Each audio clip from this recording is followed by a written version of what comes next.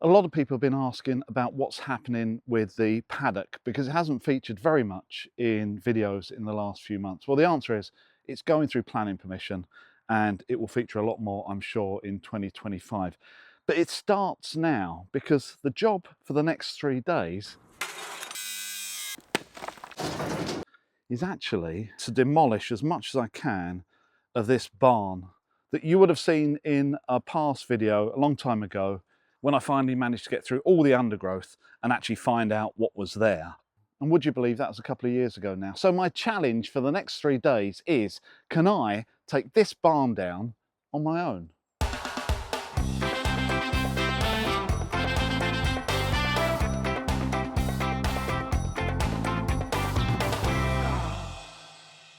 So yes, I've got some planning consultants on board and they're advising me to start demolishing some of these things, as long as I record it, just in case some bright spark at the council says in the future that nothing's ever been up.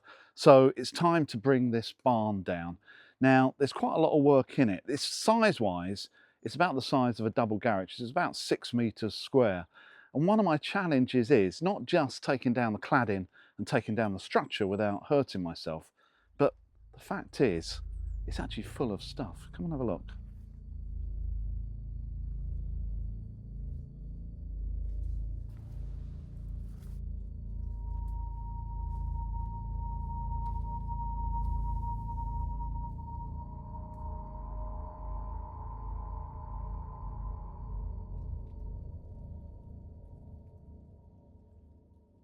So because there's so much stuff in here, it is quite a challenge because first of all, I have to remove everything that's in here. I have to be very careful because structurally there's some beams and some columns that definitely aren't doing what they should be now. And if I move too much or bump too much at this stage, I could quite easily start bringing it down with me inside it. So I'm going to have to be careful as I go along. I think the other important thing to say is I think it's okay coming in here and looking around and not disturbing anything. But as soon as I start taking stuff out, I'm going to be creating dust of unknown origin. So I'm going to have to be wearing a dust mask just in case, because I don't know what's been in here or what is in here at the moment. So the plan is, out of my 3 days, to have any chance of bringing it down in 3 days. I think today I have to completely clear this inside and get it out. Now the wooden items I think I'll put in a pile ready for Guy Fawkes night. I can have a nice big bonfire, give me an excuse to get rid of all the wood. I've also just received a 12-yard skip, which should be big enough for the majority of this building. If not, then I'm just going to have to replace it and get that changed over. So yeah, quite a lot to do. I think it's time to get my PPE on and get this removed.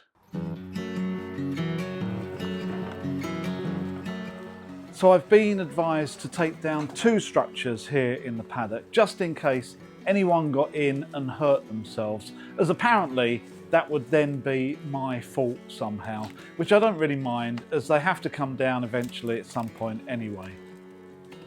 This barn used to be owned by an elderly couple that for many years stored everything they didn't use anymore in here. So it's absolutely full of all sorts of domestic tat, from old furniture to old curtains and clothes and personal items that were never used again. The only positive aspect of it is, although the main structure is, I think, around 50 plus years old and it's ready to collapse, at least it's still dry inside, so everything is at least mould and fungus free. This project is one of the main reasons that I invested in this powered barrow. I knew how many trips to the skip in the drive there were going to be for so much material, which I don't think is really practical in a standard wheelbarrow. This machine can move up to half a ton in weight, and I would guess about 3 times the volume of a normal wheelbarrow without having to break into a sweat. And for me, makes doing a project like this on my own possible. The quicker way to demolish a building like this, of course, is by using an excavator to simply rip it down. but I have no idea at this stage if there's anything nasty in the building, like asbestos in any of its forms, within the fabric of the building. So just ripping it apart with a digger bucket is irresponsible and not something my neighbours downwind would want me to do, I'm sure.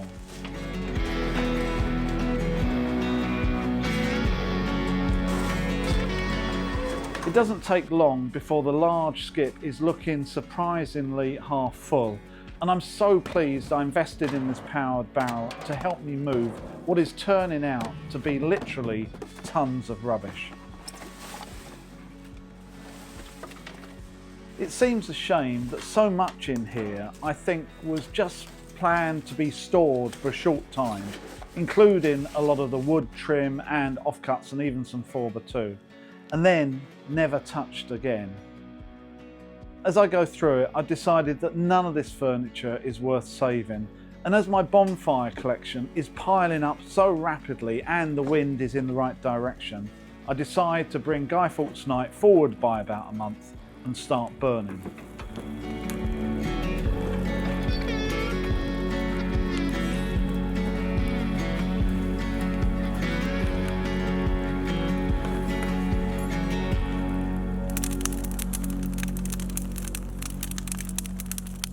I've just set up a temporary light. It's about 4:30 in the afternoon. The weather has been really bad all day. I've been soaked through about 3 times and the light is going down. And it's generally sort of like 90% clear. Although there's one thing I have found, and it's this, which looks like 2 cages, which I wasn't expecting to find. I'm assuming these cages were for dogs rather than people. Well, I hope so anyway. So yeah, just about another half an hour to go. I'm going to spend half an hour taking all that wood off the top, putting it on the bonfire, and then that'll just be about it. And that will be the finish of day 1.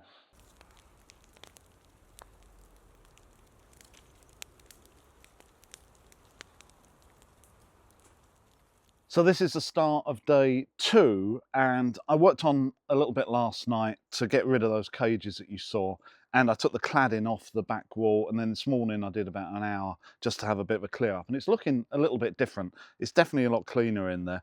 Today's main jobs are twofold. First of all, I need to take out the big water tank that's still in there. It's a galvanised water tank that's just going to get in the way, so I need to take the wall away and then see if I can get that out, and it looks fairly big and heavy. And secondly, just to take off as much cladding as possible and to take these windows out, because I really want those out into the skip, and then I can think about sort of bringing down the structure. So I really want as much cladding off of all the sides that I can get to before I start thinking about sort of lowering it to the ground. So I need to get a bit of a jacket on, get some PPE on, and see if I can take out that water tank.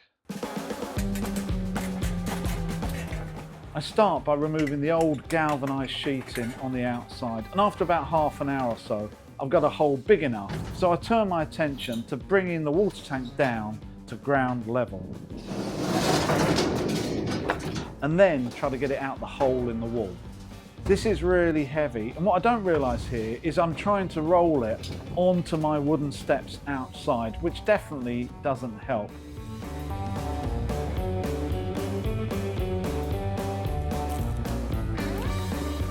Must be joking. And that just about sums up the quality of the wood that's been stored in here.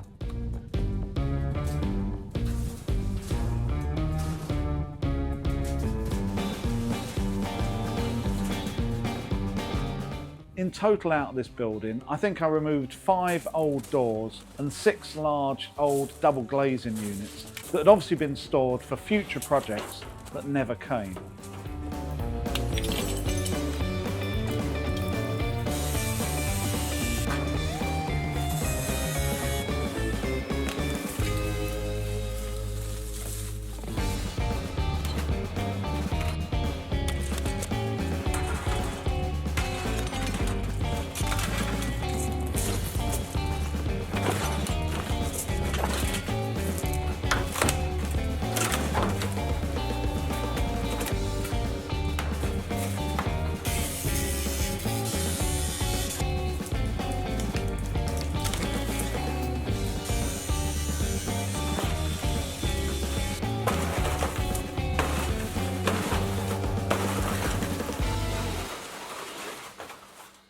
So this is the start of day 3. In the last couple of days, I've obviously cleared out the inside and I've taken off all the cladding. And this is what it now looks like.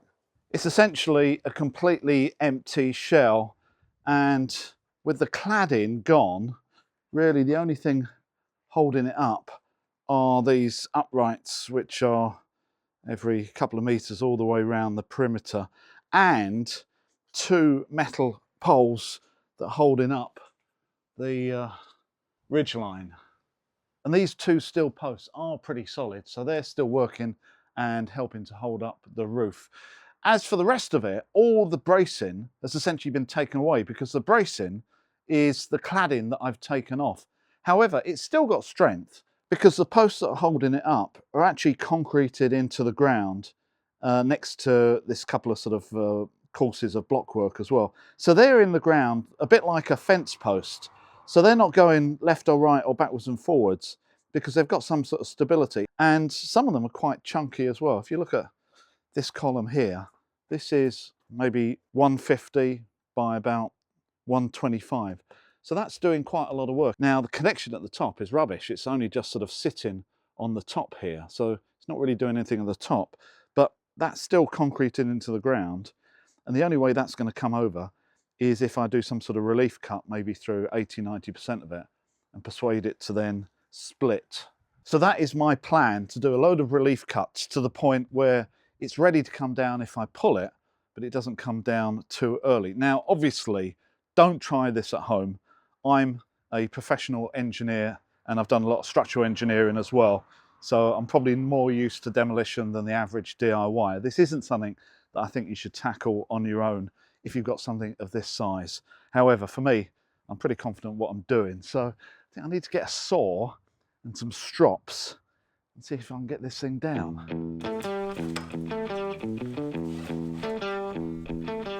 So this is my sequence and plan for this demolition. Firstly, I attach a strop to the middle of the roof that I'm going to use to pull it down with, and then another to one of the centre posts, which I then connect to a handy adjacent tree and tighten it with a ratchet strap to stop the structure ever falling back in the wrong direction at any point.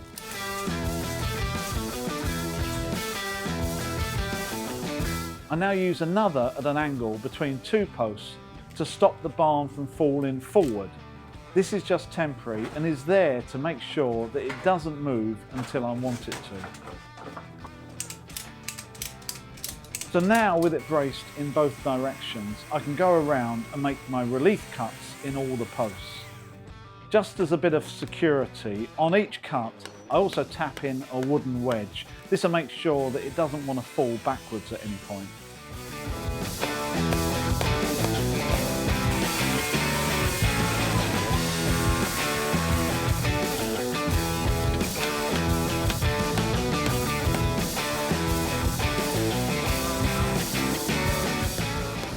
With all the timber posts cut, I finally attack the 2 steel posts and remove about 90% of them, leaving just a ½ inch section at the front that will hopefully fail when I give it a good pull. I plan to pull it over using my powered barrow, so I now attach the first strop that I fixed in place to the bottom of the machine.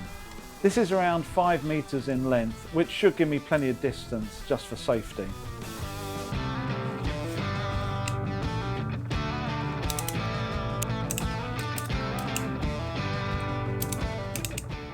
Just one last thing to do to release this. There we go.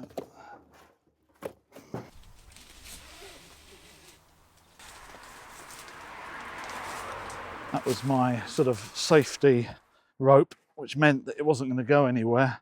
So now, the moment of truth. Okay, let's see if this has got the power to pull this over, shall we?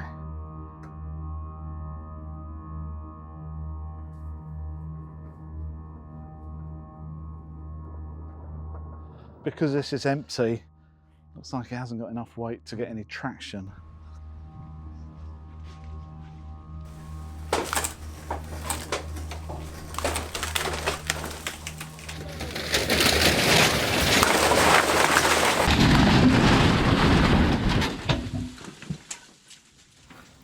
that is what I call success. So that worked out quite nicely actually. At least I can deal with it now and take the cladding off and get the timber out just by standing on the ground rather than climbing on the roof. So in some ways this is a lot safer. I think I need to recharge the battery in my disc cutter, start getting some of this cladding off.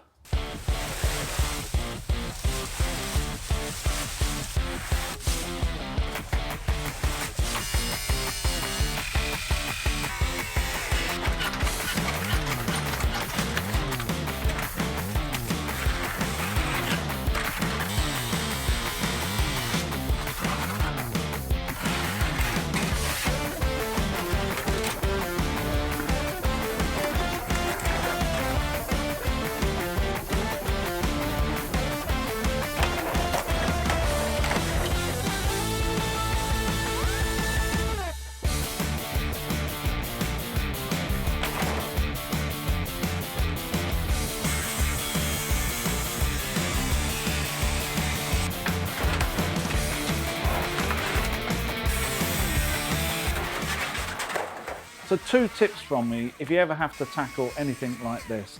Firstly, PPE. My safety boots saved me from nails pointing up and timber dropping down during this work. So these plus gloves, mask and eye protection are an absolute must for your own safety. And 2, once again, this is a dirty, tiring, smelly job. And throughout it, I got rained on many times. So a certain amount of stamina, perseverance, and a can-do attitude is absolutely needed to get through this. To keep you going when you get the feeling that the rest of the world is nice and dry indoors, playing on the computer. I mean, working from home.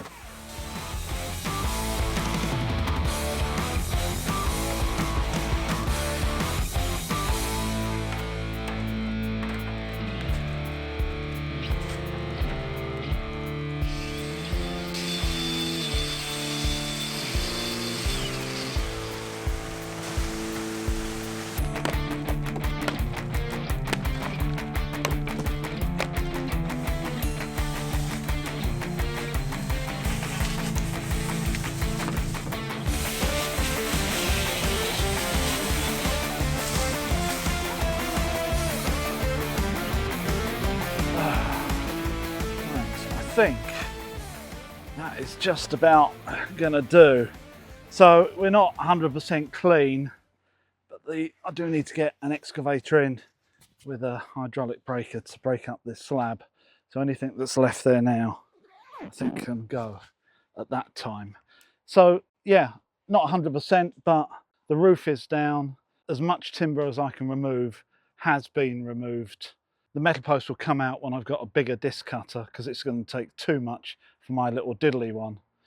And all the galvanised roofing sheets I've just piled up ready for the next skip, which will probably be in a couple of weeks' time. So really pleased with that. That's definitely a good job out the way, ready to move on to the next phase. Remember, if you're going to do a job like this, like demolition, either get a local builder to do it for you or take the advice of a structural engineer or civil engineer just to make sure you're doing it in the right sequence, because if you don't, you can end up in all kinds of problems. Hope you enjoyed this video. I will see you next time.